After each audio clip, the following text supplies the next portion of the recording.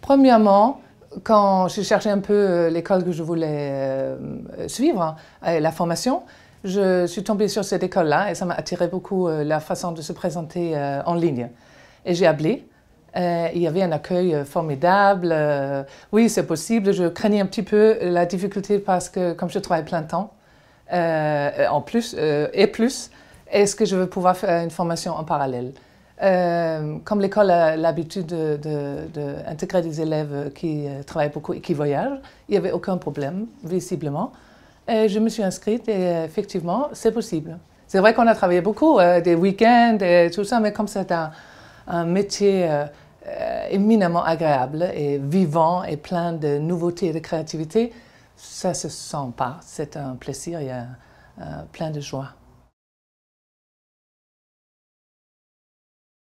J'ai beaucoup apprécié cette attitude positive et cette, comment on va appeler ça, cette ère du possible qui est autour de cette école. C'est dans l'enseignement et c'est dans la façon de la gestion, le directeur lui-même, et c'est dans le programme. C'est toujours une sorte d'ouverture. On voit des difficultés, oui, il y a des obstacles, mais on peut les surmonter, ou on va tourner un peu à gauche, ça va aller comme ça, ou on enlève une partie là, et on arrive à quelque chose de solide à laquelle on peut se fier. C'est ça le coaching en fait aussi. Hein?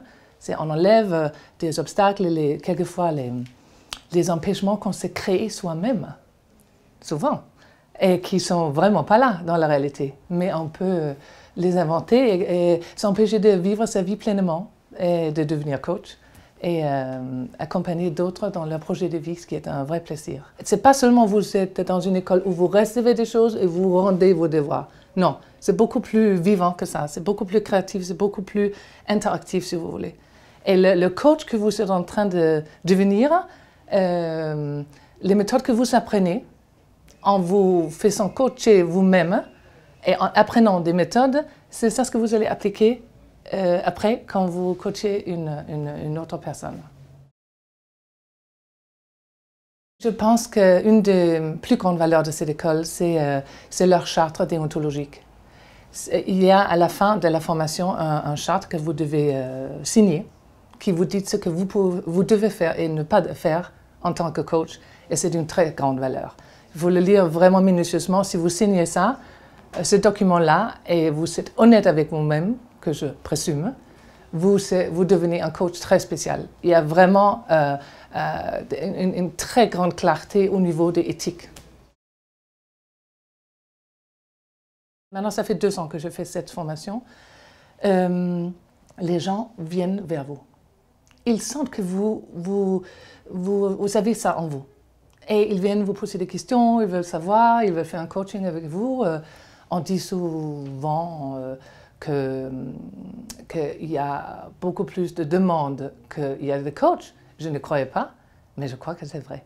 Si vous devenez coach, et notamment formé par cette école, vous brillez ce que l'école vous a apporté, que vous avez d'ailleurs déjà en partie en vous, et vous mettez ça en œuvre dans votre propre vie, où vous êtes devenu acteur ou actrice de votre propre parcours, et ça se sent. Les gens sentent ça, ils sont attirés par ça, ils veulent faire partie de ça, et c'est ça ce qui est beau et éminemment noble, j'ai presque envie de dire, c'est que vous pouvez transmettre tout ça à un coaché qui est une personne qui va créer son propre projet, réaliser ses propres rêves et aller dans la vie avec cette corpus de valeurs, de principes, de méthodes, de positivité, une attitude, une certaine manière de voir la vie qui est jamais vers le bas, mais toujours vers le haut.